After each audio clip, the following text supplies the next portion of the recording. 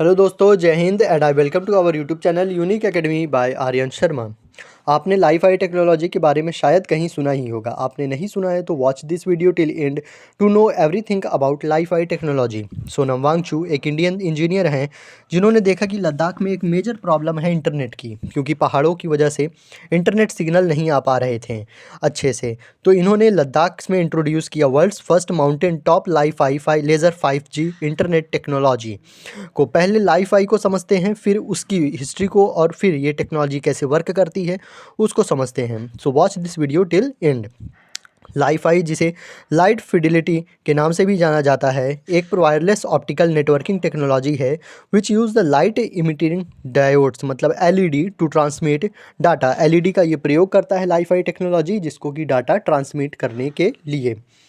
German professor Herald हास ने life I का आविष्कार किया था 2011 में। एक मोबाइल वायरलेस तकनीक है जो रेडियो फ्रिक्वेंसी के बजाय एलईडी जैसे प्रकाश स्रोत के माध्यम से डाटा प्रसारित करता है।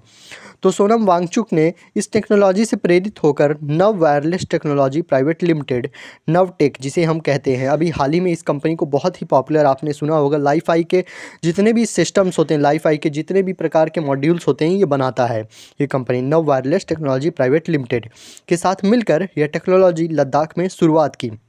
यह कंपनी वायरलेस कम्युनिकेशन सिस्टम बनाता है। इस प्रकार से ये पूरी सी बातें हैं कि हिस्ट्री क्या थी वाईफाई लाइफ आई की, और एक प्रकार से लाइफ आई किस बेस्ड पे वर्क करता है, ये सब भी अभी हम आगे डिस्कस करेंगे।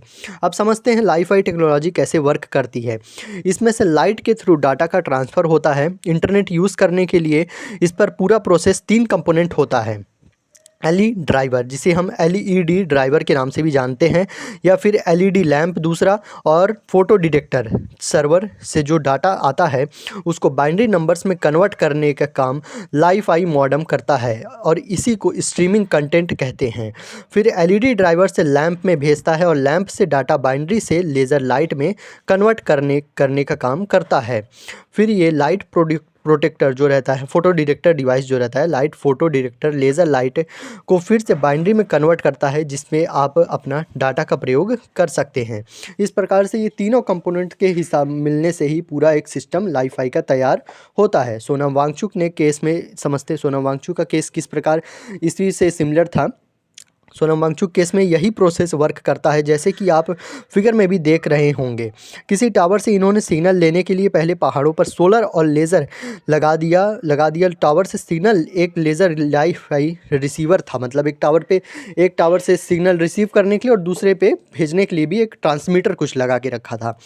तो मौजूदा लेज़र ने रिसीव किया और सोलर पैनल की मदद से उसको आगे ट्रांसमिट किया जाता है। मतलब कि रिसीवर एक रहता है, और फिर जो सोलर पैनल लगे होते हैं हर एक पहाड़ के ऊपर, वो एक पहाड़ से दूसरे पहाड़ की तरफ लेज़र लाइट को ट्रांसफ़र करते हैं। फिर वहाँ से वो अलग अलग क्षेत्रों में वो लाइट के माध्यम से इंटरनेट का पहुँचाने का काम करता है। और एक बात और याद रखिएगा, सोलर पैनल की मदद से जब उसको ट्रांसमिट किया गया तो in this form binary number से कन्वर्टेड जो डाटा है वो बाइनरी नंबर से डाटा में कन्वर्ट किया जाता है, ये भी आप याद रखिएगा। अब लाइफ आई के एडवांटेज की बात करें तो लाइफ आई वाईफाई से काफ़ी गुना तेज़ इंटरनेट प्रोवाइड करता है।